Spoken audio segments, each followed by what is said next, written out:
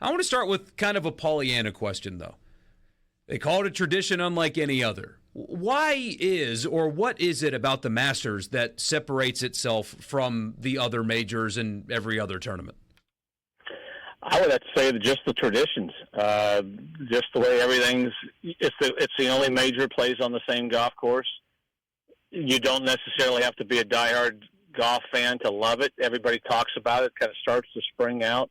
It's just the things that they do that are consistent year after year.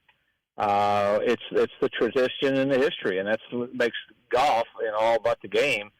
And it's just those traditions. They take care of their patrons. Once you get your ticket, it's not. Food's pretty inexpensive, and just everybody wants to be there. It's a place that's so special that not many people get to go. So I think it's just basically, like they say, tradition. So you played in it. And first, this is a very loaded question, but what is it like to play in it?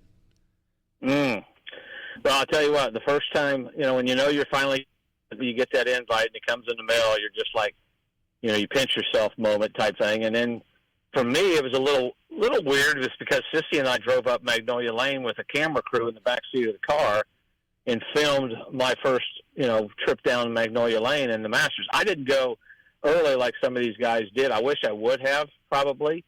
But that first time in there, you walk in and you're just like, wow, this is just, you can't believe that you're actually there. But I tell you what, when you hit your golf balls and then you walk across and you open up and you walk into one of the main cathedrals of golf, and you walk out and you're like, man, this is heaven on earth. And nothing's out of place. And then, for me, I led the first after the first round of my first Masters, and no bogeys, shot 67, and just had a magical opening round and ended up finishing in the top 20 by the end of the week. It was a golf course watching, when I was in college, I always felt like I would play well, just because I hit the ball high. I hit a little bit of a fade, but you still got to work the ball both ways. But I just felt like it was somewhere I would play if I had more opportunities that I play well. But it's hard to describe it. It's hard to describe the terrain. And I remember taking my son Thomas, and he was just amazed at how undulated the greens are. TV shows it, but not to the extent at which once you're on the property. And for those who've been lucky to be there or even play there,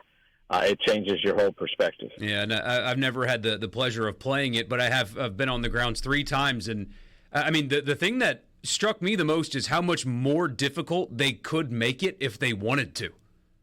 Oh, they could speak. The thing is now with the sub-air, and they can make them as firm as they want. They can make them as fast as they want. They can make them uncontrollable. But they do such a good job preparing the golf course and trying to keep it as fair as possible that it's real important, because it could get away. It's funny because when you look at greens that are designed like this, if we did that in modern architecture, we'd be ranting and raving and would be upset about it. But because it's Augusta National and just the history and the tradition, and knowing how to maintain it the way they do, it changes everything. And everything's overseas. Everything's immaculate. Of course, in the summertime they don't play it on it, and then they make all these changes, and you come back. I think it's going to be interesting this week after the hurricane went through, and it's probably a question you'll ask, is, some of the changes. I think wind, if they get any, and we're getting it now here at home, if they get any in any of the rounds, that may change the way sometimes it plays with a few less trees are out there, or maybe some more exposed areas. But they don't miss anything,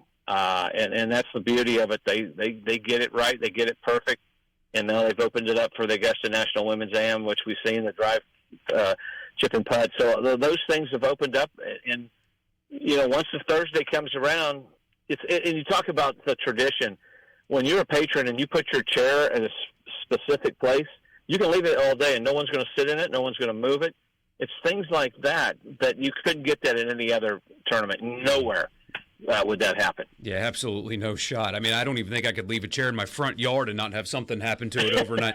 True. So you mentioned the trees being gone. I was watching some of the coverage earlier. They mentioned 15, and the trees didn't really come into play behind the 15th green, but apparently the trees not being there have messed with like the depth perception. And of course, as you know, the players have the number and they know how far to hit it, but it looks a little bit more daunting because instead of having the trees there for scale, it kind of looks like an island green now at this point. It's kind of messing with their heads apparently out there. Yeah, and I would say that would be a big part of it. How is 16 going to play now with a lot of the trees being gone? That green's been rebuilt.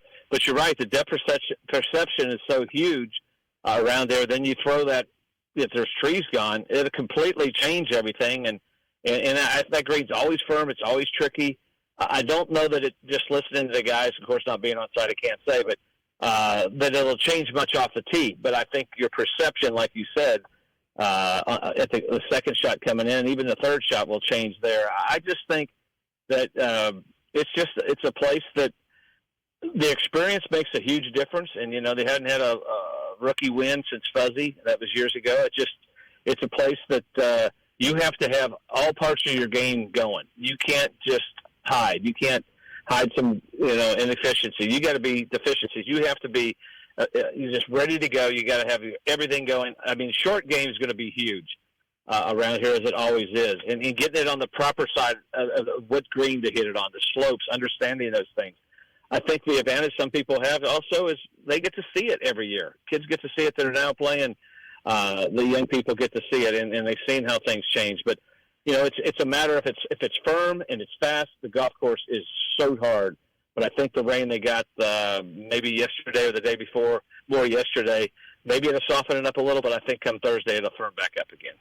And some of those players you mentioned, a ton of pressure on Rory for a lot of reasons. I mean, he's just had a lot of weight on his shoulders just as a golfer with the stuff going on with Liv and everything. He's kind of been a forward-facing advocate for the PGA Tour, and that's led to a lot of pressure. And then the career slam. I mean, that's been the big talking point this week. You got to imagine that he is really confident despite the pressure with the way he's playing lately.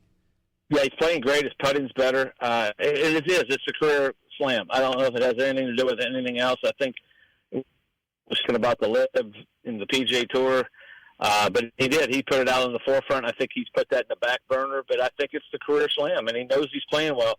He's playing like Tiger was a couple of years ago, or a few years ago, I should say a few years ago, when Tiger won. So he's playing at the level he wants to be coming into the tournament. And I think that's huge, but the pressure's on. When you want something so bad, it's just so hard to finally grab that. And there's so many players playing well. You've got 2 or 3 Liv guys that are playing well, guys on the PGA Tour. Scotty Scheffler, he hadn't won yet this season. He's close to winning, I'm sure, this week. He says he's prepared. I think it's open. I think it's open on who wins. But I think if he can find a way to block the pressure out, and I think that's the hardest thing because he wants it so bad. And sometimes when you want it so bad, kind of like Houston last night in basketball, they're right there. They got it in their fingertips, and they wanted it so bad. They wanted it so bad for Coach Sampson, and it just didn't happen. So I always felt like the inner pressure and the inner expectations are what strangles even the best. And if you somehow can kind of tame those down and monitor that better, you're successful. And I've had even guys at the top level when Hal Sutton was at his best. He was compared to the great Jack Nicklaus. He goes, how could I ever live up to that? And then my own personal expectations strangled me. And I got to the point where it was hard to even play. So even if a guy that's won as much as he has struggles with that, we all do. And it doesn't matter what level it is, whether it's a guy trying to break 80 for the first time or trying to win the club championship. It's when if you can find a way to kind of monitor. Pressure's okay. You have to embrace it, but and you got to get yourself in an uncomfortable situation to get comfortable. But when your personal expectations strangle you, you usually don't have very much success. So you mentioned a lot of the favorites, Scotty, Rory, from the Liv, Bryson, John Rahm, a lot of these guys playing at a high level, Morikawa playing at a high level. Who's a guy or two, maybe a handful of guys that are quote-unquote off the radar that you think have a really good chance at winning this week? Yeah, I don't think Oberg's off the radar by any means, but he would be a guy that we throw also in there with the favorites. But you can look at Hideki. I mean, he's some great golf. He could possibly. JT hadn't won in a few years. Does he finally? He's on the radar. But Morikawa has not been able to close. He would be someone that you would say, oh yeah, he's ball striking. Everything's kind of coming together, but he hadn't been able to close the last few tournaments. He's had a chance, but. Those are the guys you kind of look at. I don't know that it's much past that list. Shane Lowry, I always loved Shane Lowry at Augusta. I just think his game sets up for it. I think the way he approaches things, and he's playing some pretty good golf as well. He's a guy I always felt like has a chance at Augusta. So maybe that's your dark horse if you're looking for someone else.